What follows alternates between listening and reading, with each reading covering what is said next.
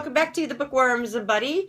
I am doing a series review for you today, and that series is the Iron Fey series by Julie Kagawa. I started this series as a read-along with Brittni, and we started this last year, and actually I think we wanted to finish it last year, but you know how it goes.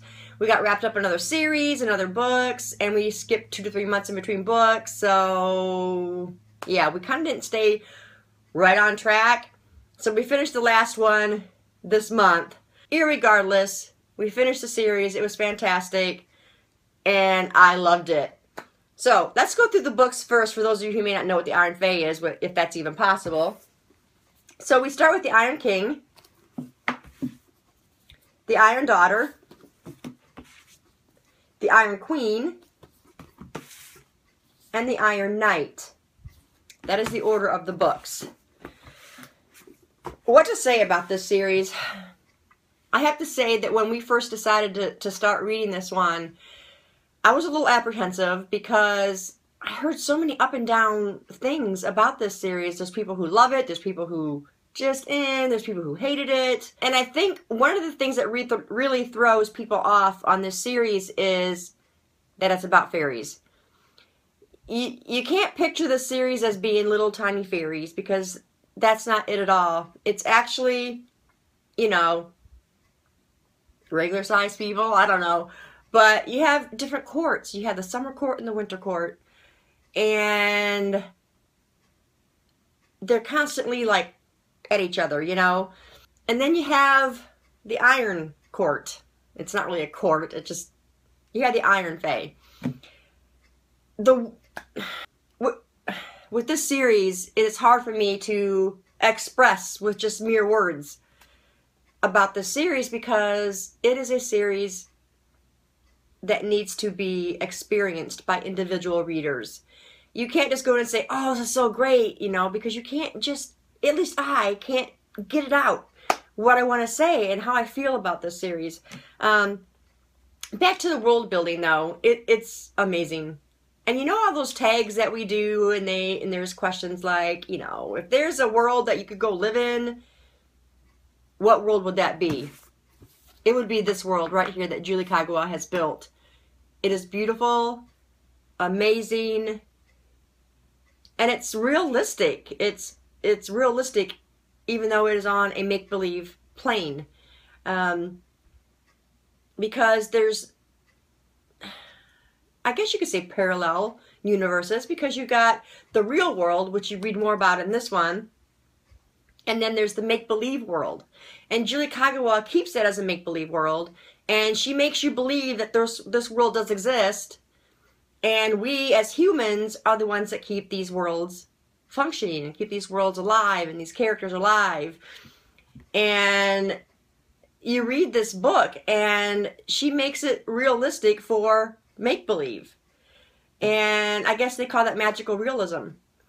And it's chock full of that. And the world is beautiful. It makes you want to live there. It makes you want to say, hey, I'm just going to go over here and step into the Unseelie Court for a little bit, you know, or the Seelie Court, or, you know, and be a king or a queen, you know, or a knight or whatever. And it's just fabulous. The world is fabulous. It's built beautifully. The imagery is brilliant.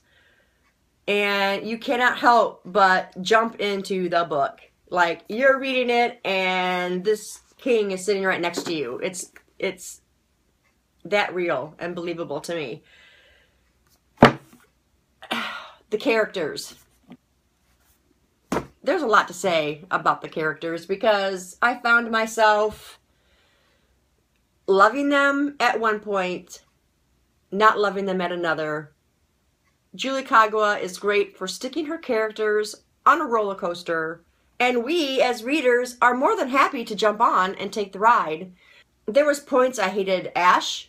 There were points I hated Megan. There were points I hated Puck. I mean, it's just, yeah. And then they do something redeeming, and you love them all over again. And that development is also great that you see throughout each book. You watch them evolve into who they're meant to be. You literally see them evolve and become different people. The Iron King, I started out with, I'm like, oh, this is fantastic. This was a great read.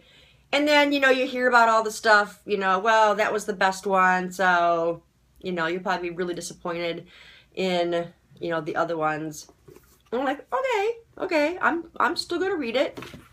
And it came to the Iron Daughter, which I loved more than the Iron King, if that was even possible.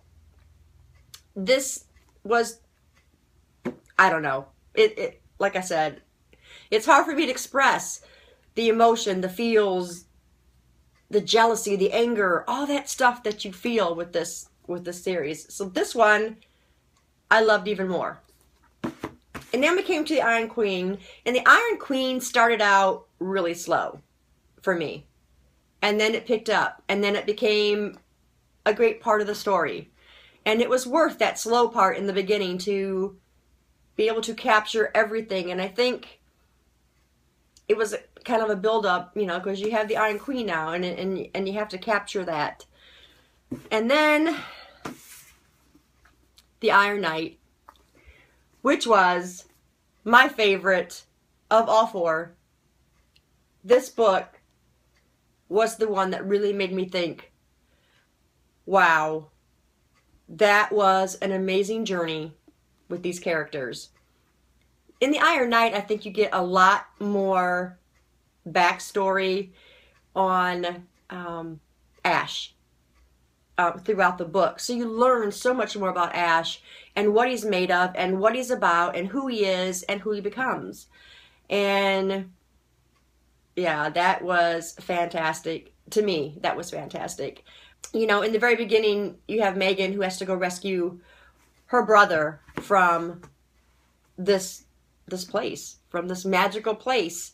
When I first read that and what was going on, it made me just want to keep going in the series. And I'm glad that I got to read them all and form my own opinion on each of these books. And everybody should experience for themselves, because you just cannot express, you know, your feelings, because the wrap up to this series was better than I had imagined. I was worried. I was like, oh, how is she going to wrap this up? What's going to happen? And it was beautiful. The wrap up was my favorite part. I hate that it's over, but the wrap up just made the series complete and wonderful and brilliant. And it's definitely in my future for a reread. And I want everybody to read it, because it is that great.